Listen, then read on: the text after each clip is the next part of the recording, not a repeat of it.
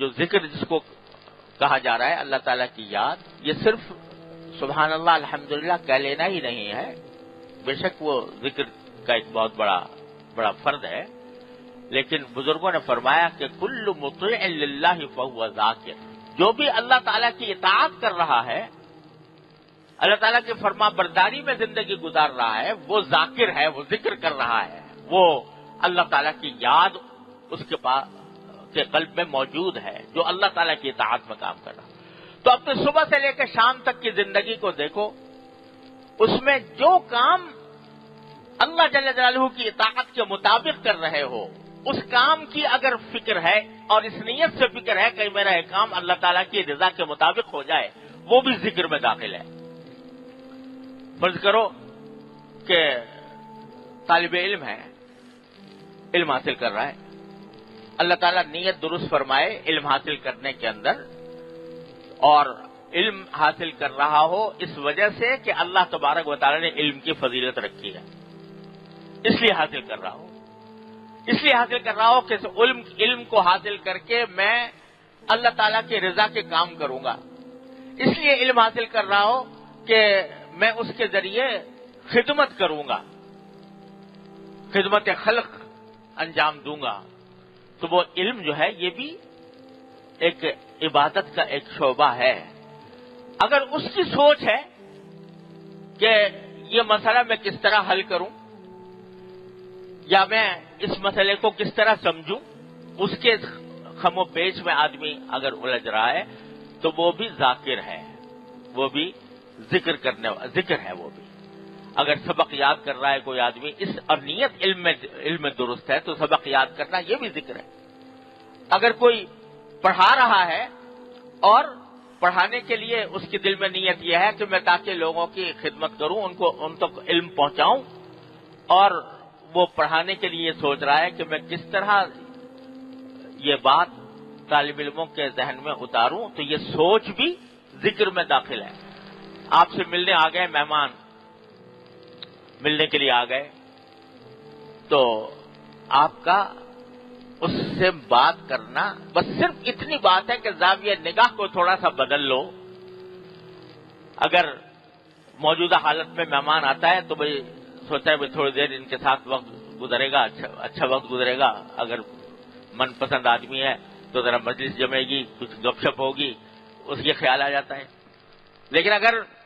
اسی کو یہ خیال یہ کر لو کہ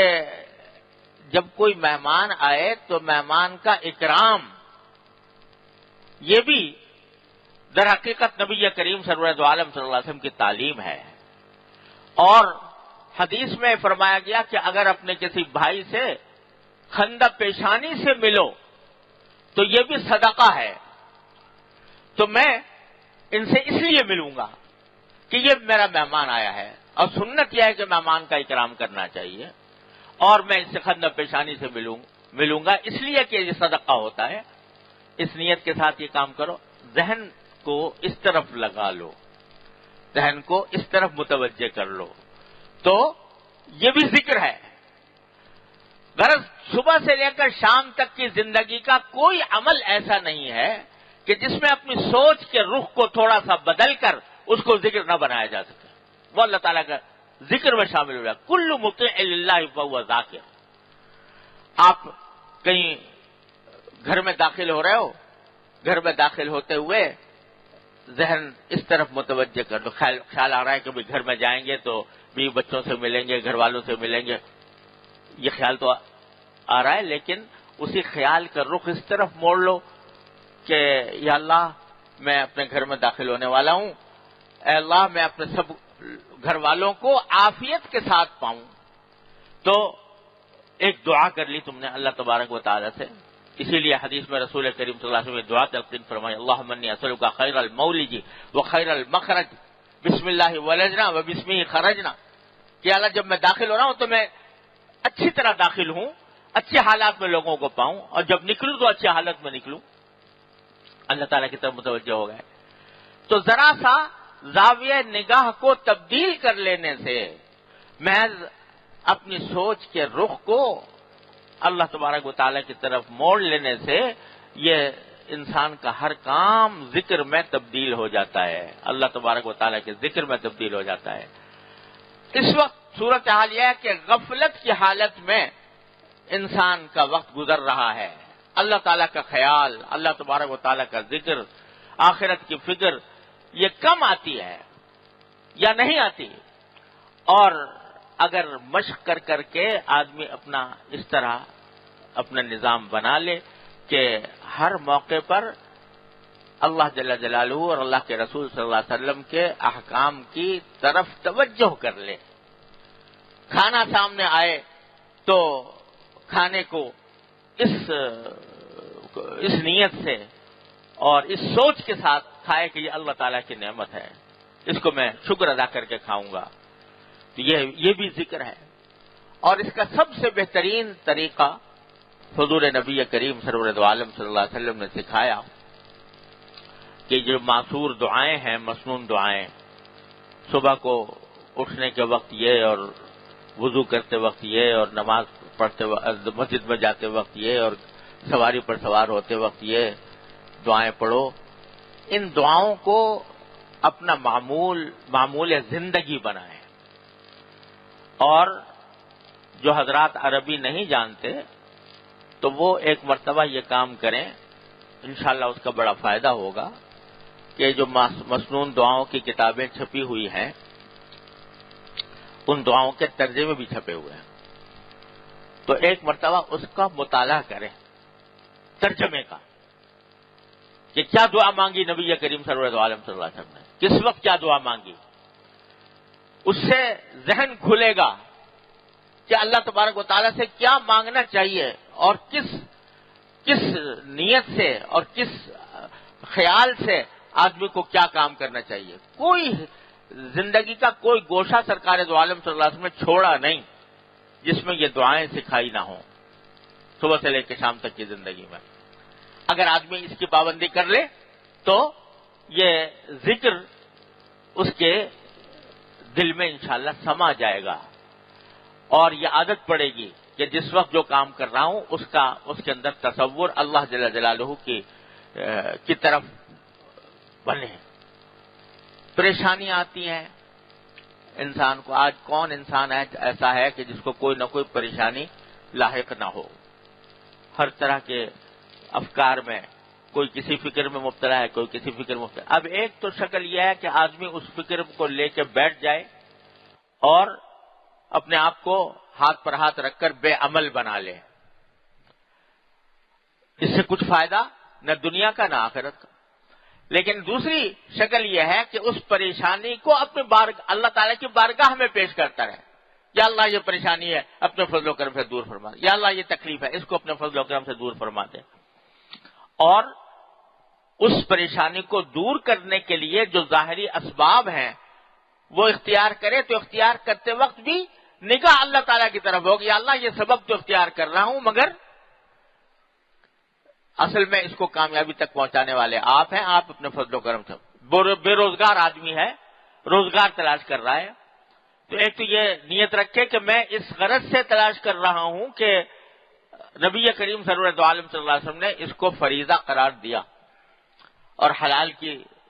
طلب کو فریضہ قرار دیا، اور دوسرے جو کوشش کر رہا ہوں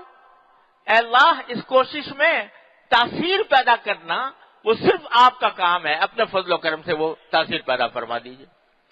اگر ویسے ہی غم میں بیٹھا رہا، حسرت میں بیٹھا رہا تو نہ دنیا ملے گی نہ دین ملے گا، لیکن یہ کام کرے گا تو انشاءاللہ کامیابی بھی ہوگی، کبھی نہ کبھی اس کوشش میں اللہ تعالیٰ تاثیر ڈالیں گے، اور ساتھ ہی اس کے اوپر ذکر کا ثواب ملے گا انشاءاللہ تعالیٰ، کہ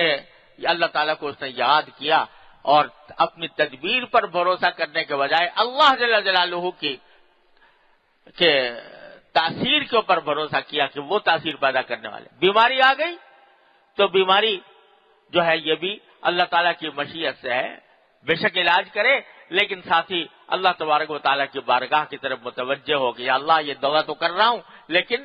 اس میں تاثیر پیدا کرنا وہ آپ کا کام ہے، اپنے فضل و کرم سے اپنے رحمت سے وہ تاثیر پیدا فرما دی۔ غرض جو پریشانی بھی لاحق ہو، جو فکر بھی لاحق ہو اس کو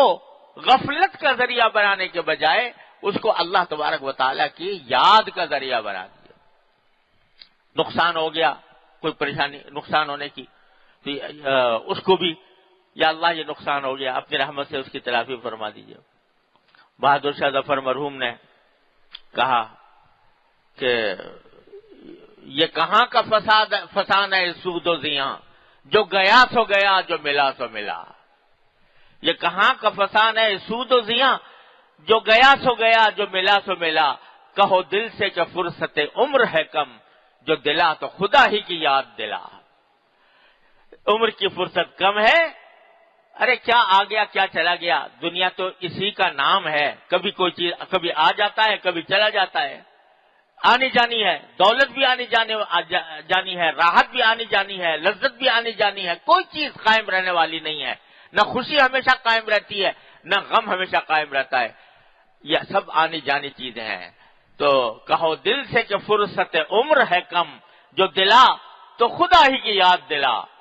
اب زندگی گزر رہی ہے تو اس کو اپنے اللہ تبارک و تعالیٰ کی یاد میں صرف کر لو. اور جیسا کہ میں نے پہلے بھی عرض کیا تھا کہ مشق کرنے سے یہ بات بھی حاصل ہو جاتی ہے کہ کچھ جملے آدمی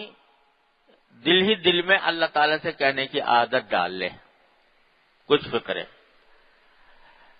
وہ جیسے کہ مثلاً یا اللہ میرے گناہوں کو معاف فرما دے، یا اللہ میرے سارے کام بنا دے، یا اللہ میرے اعمال و اخلاق کی اصلاح فرما دے، یا اللہ مجھے جنت عطا فرما دے. دعا، مختلف دعاؤں کے کلمات، یہ ان کو بار بار دل سے کہنے کی عادت ڈال لے.